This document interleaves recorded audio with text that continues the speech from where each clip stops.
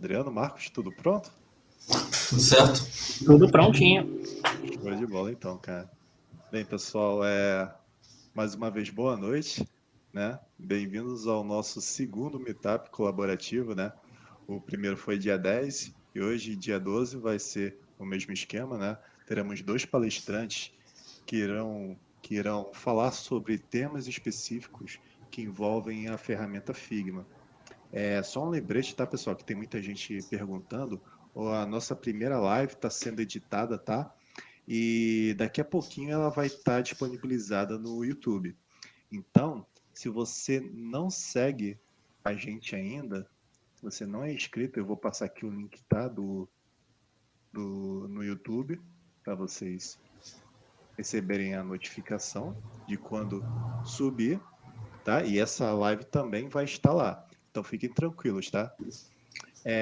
Se vocês também ainda não seguem a gente no LinkedIn, eu vou passar aqui o link também e também o Instagram, tá, pessoal? A gente informa tudo por lá também.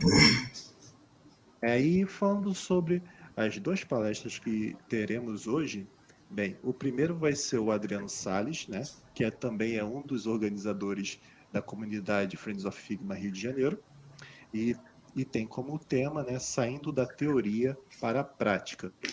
E a nossa segunda palestra vai ser do Marcos Pagano, que irá falar sobre textos, cores e componentes na prática. E os dois temas em si, eles se conversam, né? Então, no decorrer da live, vocês vão entender melhor a respeito.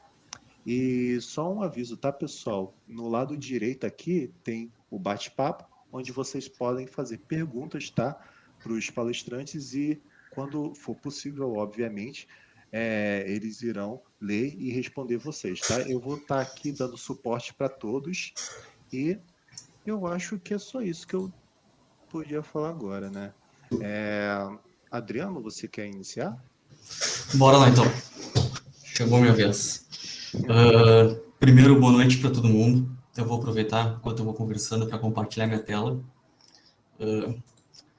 Então, o Fabiano só me avisa se tiver alguma pergunta, pode interromper, por favor, mas eu não vou estar vendo a minha tela dentro do próprio Figma, por causa da apresentação.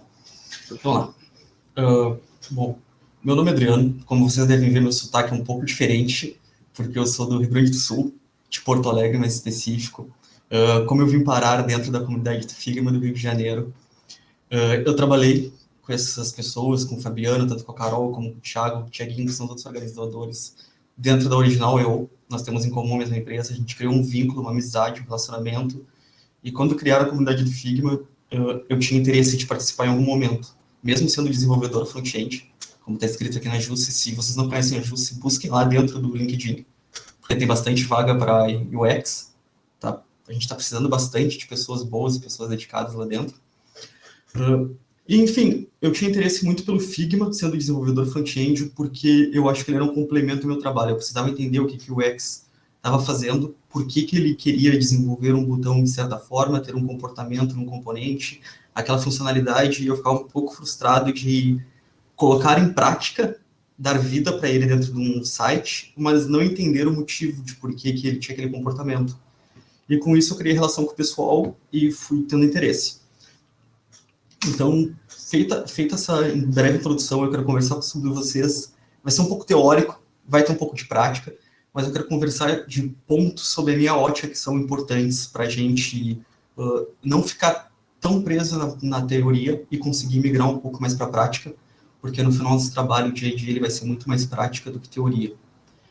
Então, como é que eu posso dizer para vocês? Tipo, eu tenho vários momentos no meu dia a dia que eu paro para pensar em algo que eu estou estudando, algo que eu estou lendo, e onde é que eu vou conseguir aplicar ele, de que forma eu vou conseguir aplicar ele, e quais os resultados que aquilo ali pode me trazer. Então, pensando nisso, tá, eu costumo falar sobre hábitos. Que se eu tiver hábitos bons, e quando eu digo hábitos bons, eu não quero que vocês entendam assim, acordar cedo é um hábito bom, tomar café da manhã é um hábito bom. Não, hábitos bons para nós, o que nos fazem bem, nos fazem nos sentir confortável naquele momento. Hábitos no nosso dia a dia que nos fazem feliz e que tornam o nosso objetivo quando for atingido, mas que o processo tenha sido prazeroso. Tá?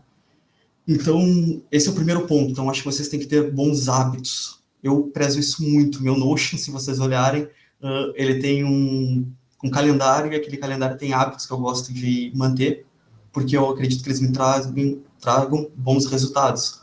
Um deles é acordar cedo. Apesar da ironia, mas eu gosto de acordar cedo, eu sou uma pessoa totalmente diurna, eu não sou uma pessoa noturna, e isso me faz bem. A segunda característica é que os resultados eles vêm após a prática. É um pouco injusto, porque tu precisa praticar muito para ter resultados bons. E isso é uma característica do processo de composição. Tipo, os resultados mais poderosos que nós vamos ter, eles vão vir bem mais tardios. É injusto, mas é algo que ocorre. E aí tem algo que eu vou passar um linkzinho no final depois, que é o platô do potencial latente, que eu acho bem importante falar um pouco sobre ele, porque ele diz pra gente que a prática precisa persistir por determinado tempo para romper um determinado patamar. Então, dando minha ótica de desenvolvedor, eu quero ir de júnior para pleno. Eu quero ir de pleno para sênior. Para eu romper esse patamar, eu vou precisar persistir naquela prática, persistir naquilo que eu estou fazendo para ser melhor e conseguir ir para o próximo patamar.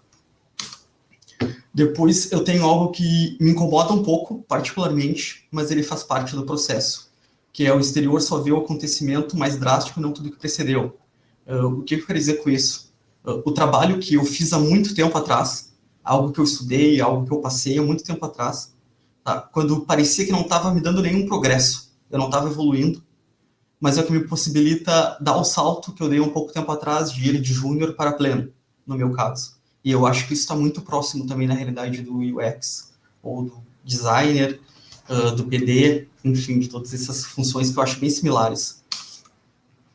E depois, um que eu acho, claro, eu não quero dizer para vocês que não se preocupem em ter uma boa imagem, significa, não dá atenção para aquela pessoa, não te importa com aquela, sabe, tu pode falar o que tu quiser sem te importar, não é desse tipo, mas é tipo assim, ó, eu me importo muito mais com os objetivos, com as conquistas que eu consigo ter, quais objetivos eu atingir, do que eu só estou tendo uma imagem positiva. Eu posso usar como exemplo agora, esse momento. Eu me importo muito mais com o objetivo que eu vou conseguir atingir aqui, e romper essa barreira, do que com a minha própria imagem em si. Se ela está sendo boa, se ela não está sendo boa, isso não me importa tanto. Me importa é que se tiver 12 pessoas nessa sala, que eu consiga atingir uma pessoa, mesmo não atingindo as outras 11. E aí eu vou para o próximo passo, que é o que eu acredito que é necessário para evitar permanecer na teoria. É um pouco negativa, duas negativas, né, de evitar permanecer na teoria, mas eu acho que tem que errar muito, e a gente vai falar disso daqui a um pouquinho. Eu acho que você tem que te expor. Eu vou usar esse momento aqui como exemplo, tá? Por exemplo, a maioria das vezes que eu fazia uma apresentação, eu fazia presencialmente com os meus colegas de trabalho ou para outras pessoas. Mas eu podia olhar para elas e podia saber, pela expressão delas, se estavam gostando, se estava ruim, se eu precisava interagir de outra forma, se eu precisava fazer algum questionamento. E nesse momento eu não tenho isso, porque as nossas câmeras são fechadas, eu não sei quais são as reações, então eu só tenho que arriscar para descobrir como é que é esse novo modo de apresentações quando a gente está no formato home office, no formato remoto. E isso também no trabalho no dia a dia eu acho que tem que acontecer bastante. Vocês podem prototipar alguma ideia e fazer toda uma landing page, por exemplo, e quando chegar no resultado que que ela ficar online, que ela estiver disponível para o cliente, ela não tem os resultados que vocês esperaram. Mas mesmo assim, alguma coisa vocês aprenderam naquele erro, então tem que errar muito. E a gente, quando eu falo como desenvolvedor da minha ótica, a gente erra todos os dias quando um código não compila, quando dá um problema em algum código, quando alguma configuração do projeto dá errado, quando alguém sobe algo errado para o projeto. Tem todas as formas de dar errado, quando tem um incidente, quando tem um bug, mas a gente precisa errar para entender como é que vai melhorar aquele processo. Depois, de novo, aquela parte de persistir na prática, e tem que persistir na busca pelo conhecimento, pelo desenvolvimento. Tem que estar buscando novos cursos, tem que estar buscando novos conteúdos, tem que estar fazendo como o Adolfo nos mostrou no nosso meetup anterior, que foi a criação do chatbot. Então, tem que estar desenvolvendo coisas novas e se autodesenvolvendo. Depois tem que arriscar no ambiente seguro. Isso eu acho legal falar sobre, porque muitas vezes a gente está confortável no nosso ambiente de trabalho, no nosso ambiente de estudo. E todo mundo segue naquele popularmente dito feijão com arroz. E eu acredito que se ninguém arriscar ali, não tem uma evolução. Fica todo mundo no mesmo patamar, fica todo mundo trabalhando da mesma forma, e eu não me sinto confortável nesse ambiente. Eu gosto quando o ambiente é seguro, mas que a gente pode arriscar bastante dentro dele e que as pessoas vão entender aquilo ali. E depois conhecer suas fraquezas, eu sempre me importo mais em conhecer minhas fraquezas do que conhecer meus pontos fortes. Porque quando eu falo de desenvolvimento, eu falo que eu quero conseguir melhorar. E para eu melhorar, eu preciso, de novo, praticar. E é praticar. E eu estou olhando muito pela ótica do desenvolvimento, tá? Eu sei que se aproxima muito do que o UX faz. Eu sei que o UX tem a parte toda do research também, que talvez tenha um pouco mais de teoria, mas eu sei que aquela teoria tem bastante prática ali dentro, pelo que eu vejo no dia a dia, quem é PD trabalhando bem próximo de mim.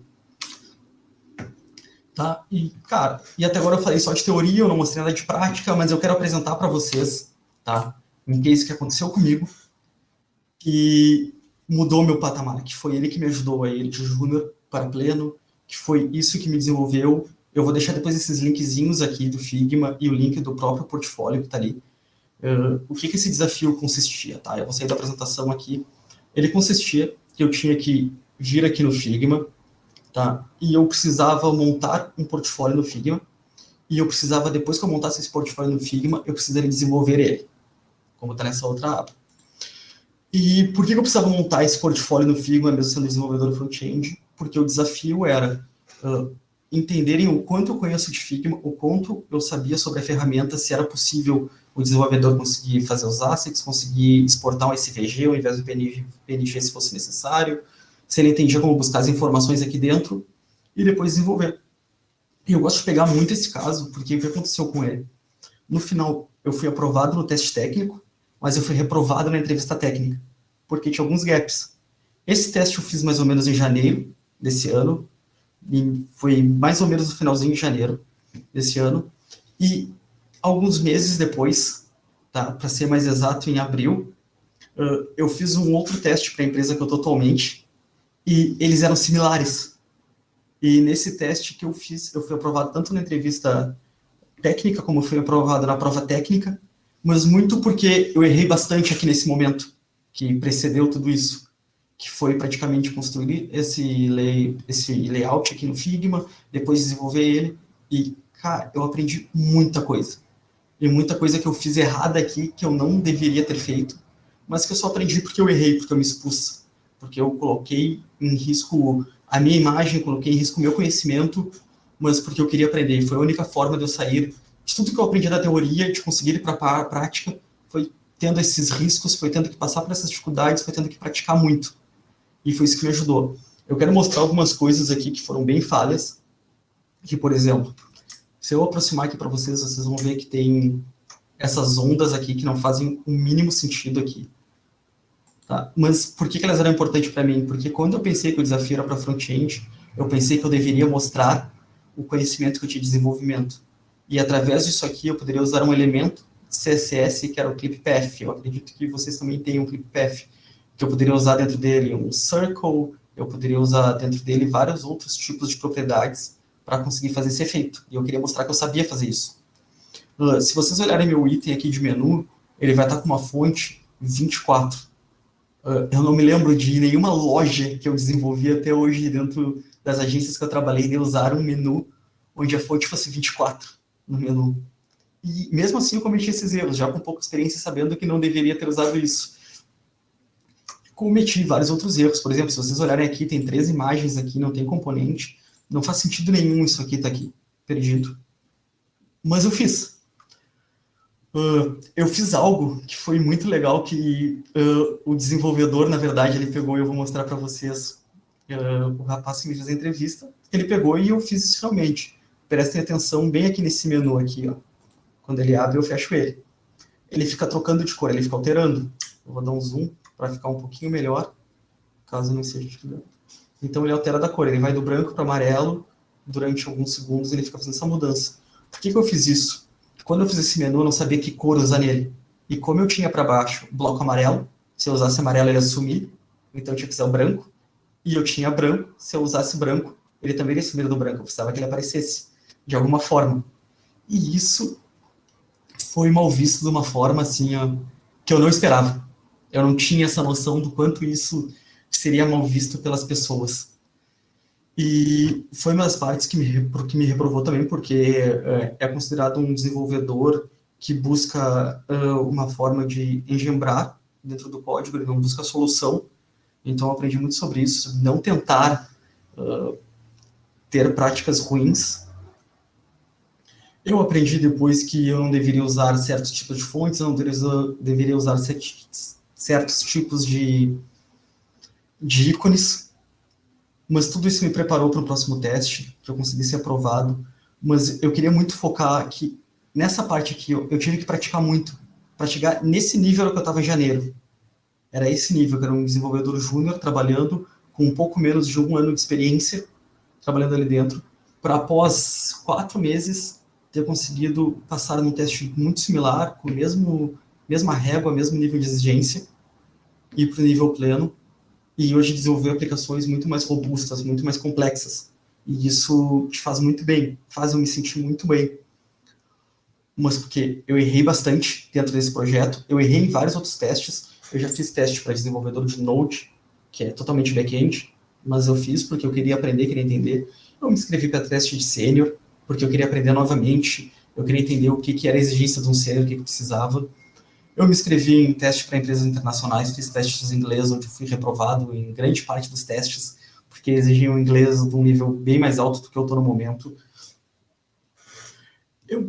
Eu não sei dizer de tantas formas o quanto eu já fui reprovado em testes, em aplicações. Eu já me disseram que eu errei, que eu estava errado, mas isso tudo, eu sempre vi que o erro sempre me ajudou a praticar mais, a ter vontade de praticar mais, a me motivar a praticar bastante. Então, eu acho que a gente precisa pensar mais assim, eu vou estudar um tipo de material, eu vou estudar sobre o auto layout, que vocês têm muito, eu vou ler um artigo que o próprio Felipe deixou para vocês, um artigo para ler. Só que se eu ler aquele artigo, eu não vou aprender o conteúdo, eu vou entender o que está escrito ali. Mas a única forma de eu aprender ele vai ser simplesmente eu vir para frente do Figma e começar a desenvolver. E aqui, para mim, eu tenho uma grande oportunidade, porque eu posso pegar tudo isso aqui que eu tenho aqui, que está dentro, acho que de um header que eu fiz aqui, eu não lembro como é que eu fiz direito, porque ele é bem antigo. Mas, enfim, eu vou pegar tudo isso aqui, eu vou aprender a usar o auto layout aqui, depois eu vou ver mais toda a palestra do Marcos agora, que vai depois ligar sobre essas tipografias minhas que estão erradas, sobre a minha paleta de cor que está errada, sobre a minha fonte family que está errada, e eu vou vir aplicar. E eu vou aprender. E eu aprendi só porque eu vim aqui e pratiquei. Eu não vou conseguir praticar se eu só olhar o Marcos explicando, se eu só olhar o Felipe explicando o auto layout. Eu vou precisar vir aqui, vou precisar investir um tempo sozinho para mim, vou precisar sentar e vou precisar colocar tudo em prática. E vou errar porque eu não vou conseguir fazer tão bem que nem eles fazem, pelos anos de experiência que eles têm e por serem expertises nessa área. Então, eu vou passar muito mais trabalho do que aparentemente eles vão mostrar, que é fácil. Para mim vai ser muito mais trabalhoso. E isso acontece muito no desenvolvimento. Eu posso sentar, olhar um curso, eu posso acompanhar aquele curso, eu posso replicar tudo que estou fazendo naquele curso e pode parecer tudo muito fácil e dá tudo certo. Quando eu vou para o meu dia a dia, quando eu vou para dentro do trabalho, começa a dar erro em compilação do código, começa a ter problemas na hora de desenvolvimento, começa a ter problemas na hora de desenvolver a lógica, que é algo que se aprende muito no dia a dia. Mas através de todos aqueles erros, de toda aquela prática, de tanto que eu estou persistindo ali, estou insistindo, chega a hora que começa a vir os acertos. E é aqueles acertos daquela forma platô que a gente falou também, que, de novo, eu preciso persistir por um determinado tempo para romper um patamar. Eu rompo esse patamar, eu melhoro minha lógica de programação, eu consigo desenvolver outros níveis de aplicações. E para isso, de novo, eu volto lá nos meus hábitos, que eu preciso ter uma consistência neles, de parar um momento para pensar em mim, de não focar tanto no meu trabalho, mas de estudar coisas que vão ser positivas e boas para mim, que talvez daqui a 5 meses, quando eu tiver um novo desafio no trabalho, eu vou precisar usar aquele conhecimento que eu adquiri há 5 meses atrás. Porque é uma característica, de novo, do processo de composição, que os resultados mais poderosos eles vão vir mais tardios. Então, o que eu quero que fique de mensagem nesses 10 minutos que eu vou olhar de vocês é: arrisquem muito, pratiquem, se importem em errar, errar é importante. A gente tem muito, desde pequeno, a gente é ensinado que quando a gente erra, a gente é punido. Na escola, se tu erra na prova, tu é reprovado. se tu faz alguma coisa errada na tua infância, tu, enfim, é repreendido por mães e por pais, e a gente não é tão incentivado a aprender através do erro. E eu acredito que isso depois nos prejudica na vida adulta, porque a gente chega no nosso ramo profissional e a gente fica com medo de arriscar. A gente fica com medo de colocar em prática o que a gente sabe. E muitas vezes a gente sabe mais do que acha que sabe, porque aí vem aquela velha síndrome do impostor. E por a gente não arriscar, a gente não tentar, a gente nunca sabe qual é o nosso potencial, do que a gente é capaz. Então, eu acho que a gente tem que focar em errar o máximo possível, erra muito, tenta, arrisca, sem prejudicar, logicamente, a empresa. Por isso que eu digo para errar no teu tempo que tu usa para ti, estudar, e pede para um colega ajudar, pede para um amigo te corrigir, pede para um amigo desenvolver um layout junto contigo. Eu faço muito isso, eu tenho um grupo de desenvolvedores que a gente senta todo dia na semana, não todo dia, mas uma vez na semana a gente senta para desenvolver aplicações junto. E todo mundo aprende. E os dois são desenvolvedores back-end Java e eu sou o único desenvolvedor front-end. Mas ao mesmo tempo eu aprendo sobre back-end, eles aprendem sobre front-end e a gente consegue ter muito conhecimento ali difundido entre nós. Seja de arquitetura, seja de design patterns. Então é bem importante também ter um grupo que te ajude. E também se circula de pessoas que são importantes para ti, que vão te ajudar. Mas leve essa pequena reflexão de, tipo, focar um pouco em errar. Não ter medo de errar. Algo, cara, que eu tenho certeza que dá resultado. Para mim, pelo menos, dá resultado. Eu não quero que isso seja um dogma para vocês, seja uma verdade incontestável, mas eu gostaria muito que as pessoas tentassem errar durante esses dias, que elas iam ver o quanto tu pode aprender mais com o erro do que com o acerto. Se tu acerta algo que tu fez a primeira vez, tu não volta nele, porque tu já acertou. Agora, se tu erra, tu vai estudar ele a fundo para entender o que tu errou, e depois tu vai acertar, e aquilo ali fica muito mais fixado, tu consegue ter aquele conhecimento mais sólido depois em ti. E por final, eu só agradeço a oportunidade. O tempo era curto, eu queria falar sobre outros assuntos, mas eu acho que o Marcos vai vir com conteúdo que vai me ajudar a corrigir meus problemas de tipografia, meus problemas de font size, meus problemas de font family, meus problemas de paletas de cores, meus problemas de Figma, e eu vou juntar o que o Felipe ensinou para aprender sobre auto layout, e eu garanto que meu portfólio e meus próximos desafios que eu tiver como front-end vão ser bem melhores nos resultados. Tá bom? Obrigado, pessoal. Cara, pô, muito bom mesmo, Adriano, sério mesmo. É porque realmente esse ponto que você falou acontece muito. No mercado de trabalho é você competindo com muitas pessoas e às vezes você faz um teste ou algo do tipo e você não tem até um feedback da própria empresa, né? De, pô, como é que eu posso melhorar? Se eu não passei, beleza, mas como eu posso melhorar, sabe? Então, realmente, você tendo esse feedback, você tendo como melhorar, você tendo como pesquisar, não se acomodar, sabe? Isso é uma questão que eu levo para minha vida. Não ficar acomodado. Parece ser simples, mas não é. A gente, por si só, é acostumado a fazer isso, a se acomodar com a nossa rotina, sabe? Estamos no trabalho, vamos fazer um projeto que a gente faz toda hora, a gente não renova, a gente não inventa, a gente não propõe coisas novas, sabe? Então, sabe, você fica tão acomodado que você não consegue evoluir. E você ficar preso nessa mentalidade é ruim para você, é ruim pro seu futuro profissional. Então é muito importante, sério mesmo, cara. Esse é um tema que é realmente bastante legal. Eu acho que o pessoal curtiu muito, sinceramente. É um tema que foi bem interessante. Que o pessoal curtiu e que bom que consigam se sentir motivados através disso, porque eu queria ver qual é a capacidade, o potencial de todo mundo. Eu queria que isso fosse explicado. Eu tenho uma colega que ela é uma excelente desenvolvedora, mas que ela sente um pouco de medo de arriscar nos códigos. E quando ela arrisca, ela faz uns códigos do nível excepcional. Então, o potencial dela é altíssimo para ser uma desenvolvedora excelente. Só talvez seja um pouquinho de maturidade e de conseguir perder esse receio realmente. É perder o medo, sabe? O primeiro se tá com medo ainda, vai. Eu vi isso em algum lugar, sinceramente, mas se tá com medo, vai mesmo assim, não adianta, sabe? Tem pessoas que têm problemas em fazer uma apresentação, de não conseguir se expressar de modo correto, vamos dizer assim. Eu era um exemplo disso, sabe? Eu, quando fui apresentar meu TCC na faculdade,